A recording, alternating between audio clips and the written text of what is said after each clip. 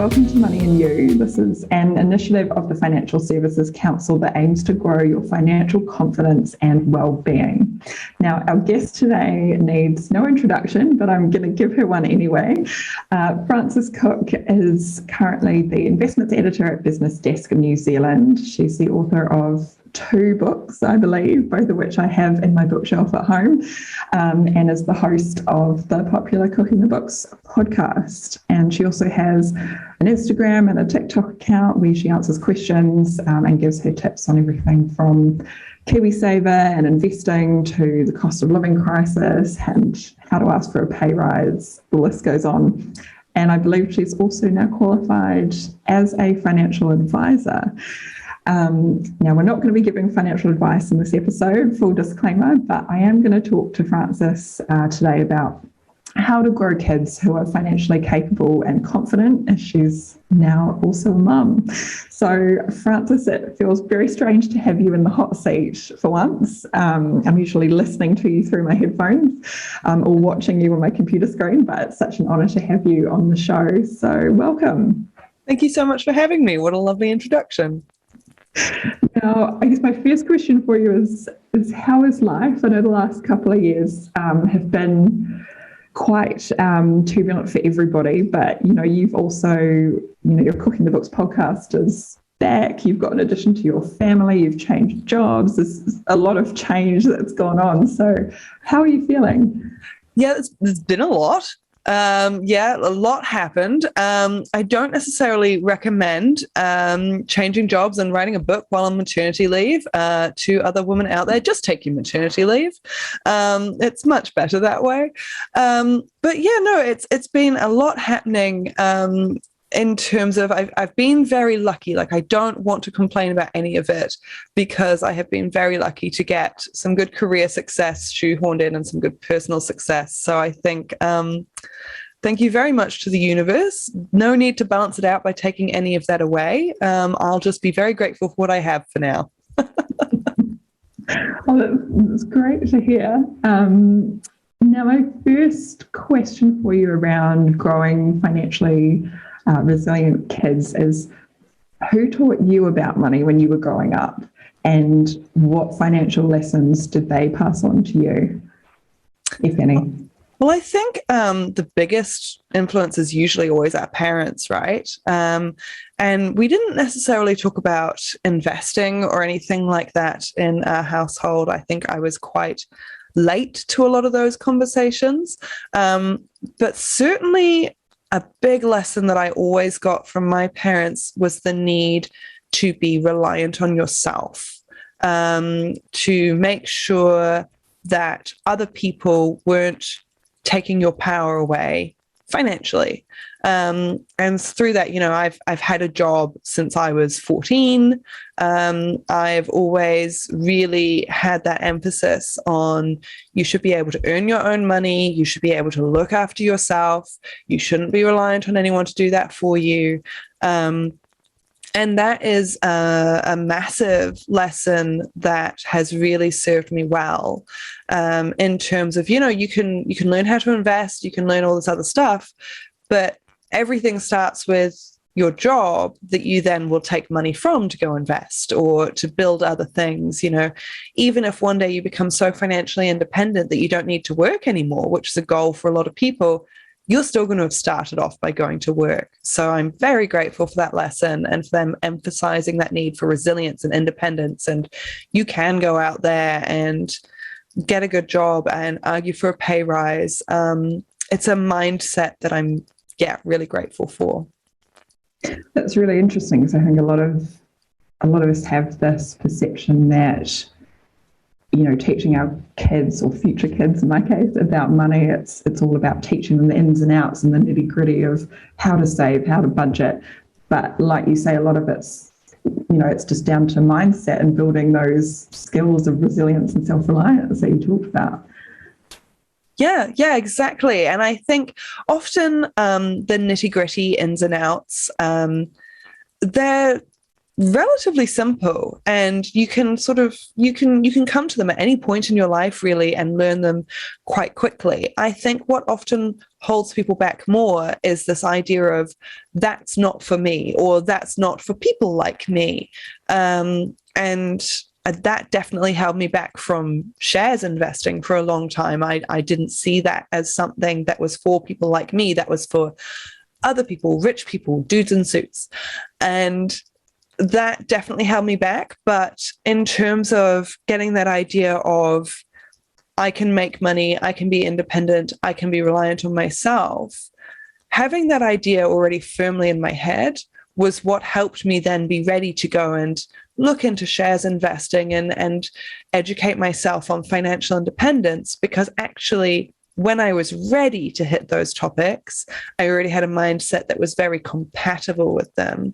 So I think a lot of parents worry that they don't know enough about money to teach their kids.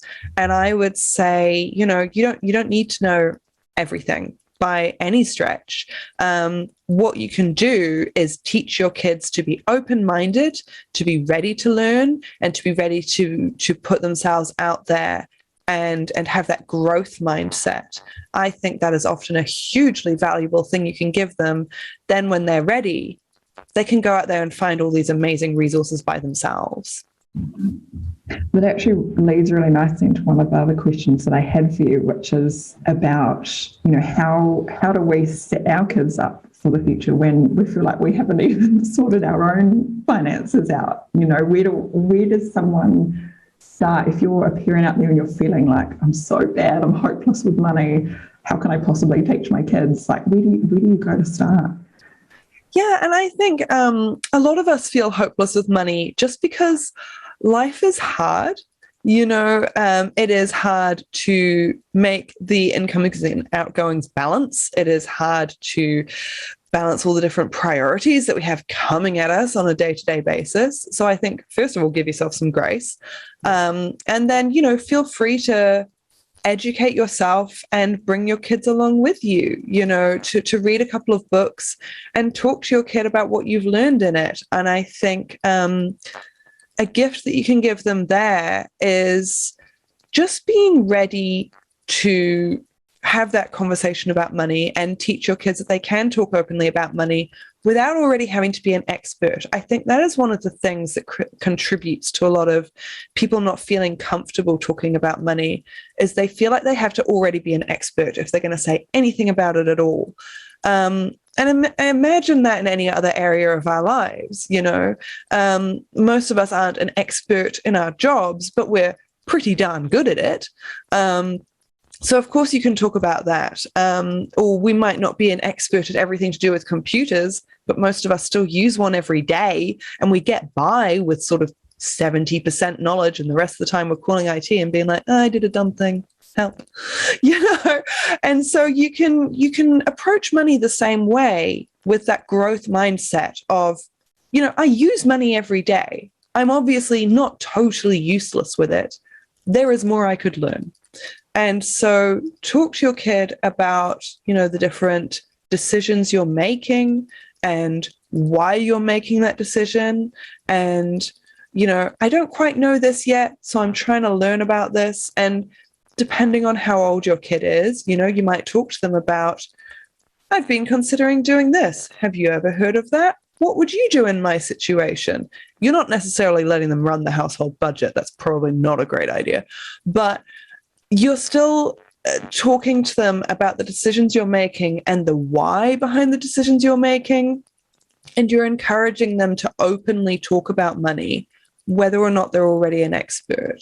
And I think that's a huge gift you can give them, because then when they are having conversations with other people around them, you don't know what you don't know, right? And someone might say, oh, I've been investing in this, and they didn't even know that was an option.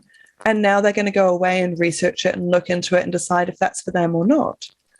The amount of things that I've learned about just by having a throwaway conversation with someone and then going and looking into it myself later, huge. So even if you don't feel like an expert, I think encouraging your kids to just talk about it, have a growth mindset, and know that you don't need to be an expert, actually, I think that's massive.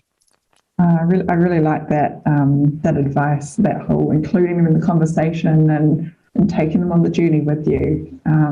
I think that's something I think we can all try to do for sure, even if we feel like we're not that great with money. How has becoming a parent changed the way that you think about money, if it has changed it at all? And yeah, if it has, in what way has it changed how you think about money? Well, I have a whole new appreciation for how people just run out of money each month and have no idea where it went. Kids are expensive, very expensive. Even with, grandparents showering him with all of these toys that I'm just like, he doesn't have time to play with all of these. Stop. There's still so much you buy for a kid on a day-to-day basis. It's quite incredible. So whole new appreciation for why people want to earn more and still have no idea where their money went. But it's also that thing, right, of it really forces you to think forwards. You are thinking about, he's just a bub, but, I'm thinking, do I want to be able to take him overseas at some point when he's older? How would I expose him to other cultures? How am I going to make sure I can afford enough flights for the whole family? Do I want to set aside a nest egg for him if I want to start investing on his behalf and letting it grow so that there's actually a decent nest egg? You kind of need to start now. What do I want to talk to him about at different ages so that it's an age appropriate conversation?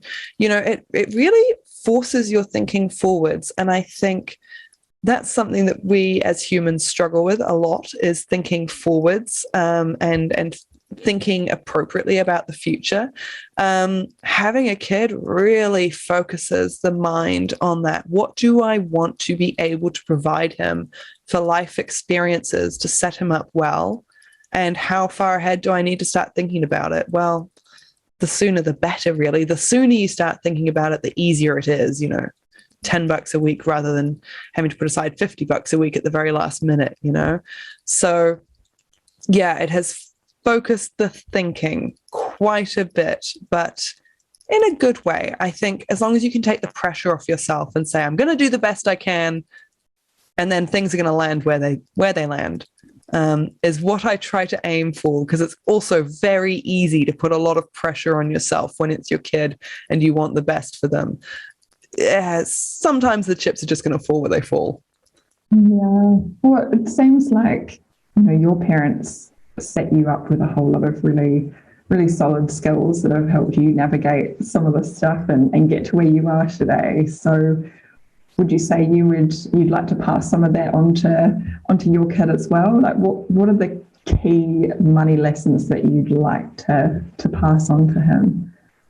Yeah, definitely. I would hope that I can pass on that independent, resilient streak that I was so lucky to be, have that nurtured in me by my parents.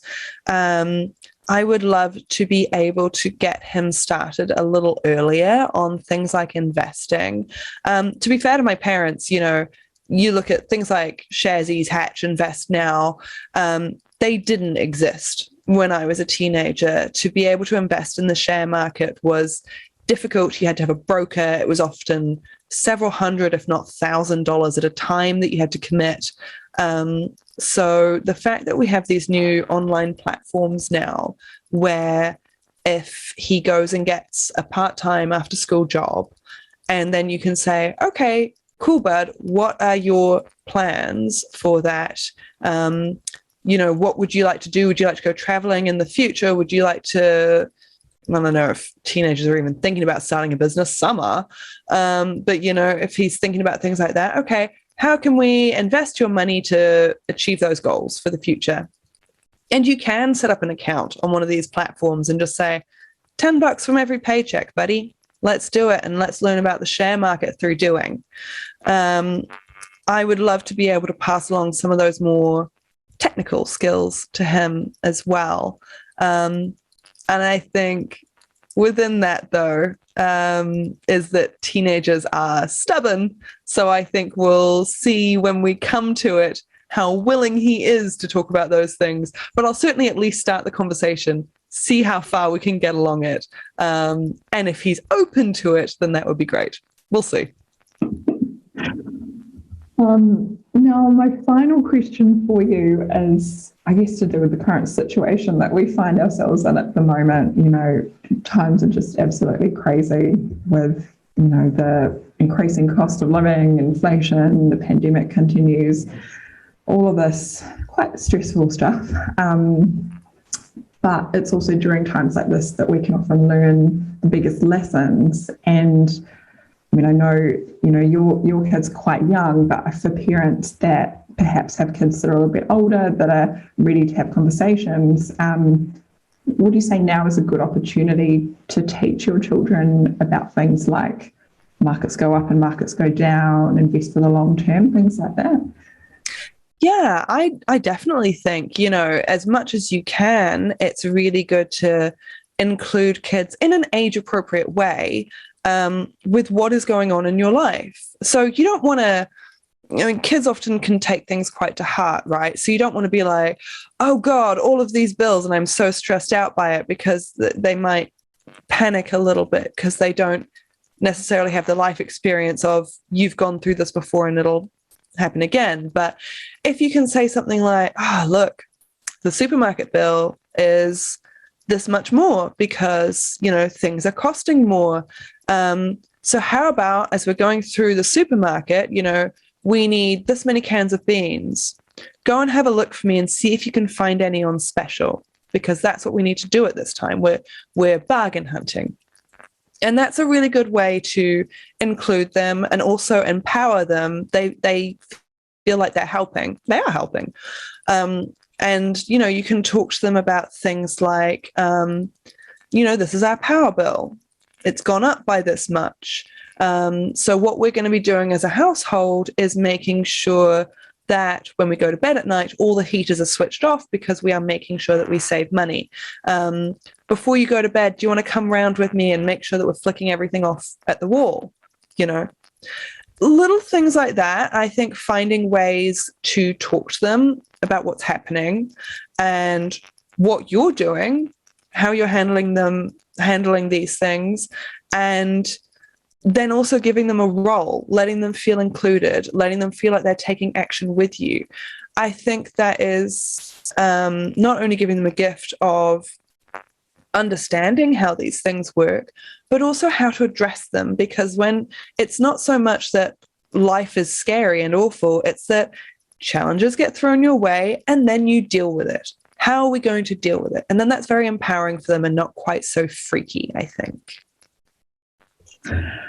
Amazing. That's such great advice, Frances. Thank you so much for chatting to me today. There's so many more questions I would love to ask you, but I think we're probably out of time. So thanks for sharing all your knowledge, and enjoy the rest of your day. Thanks so much for having me.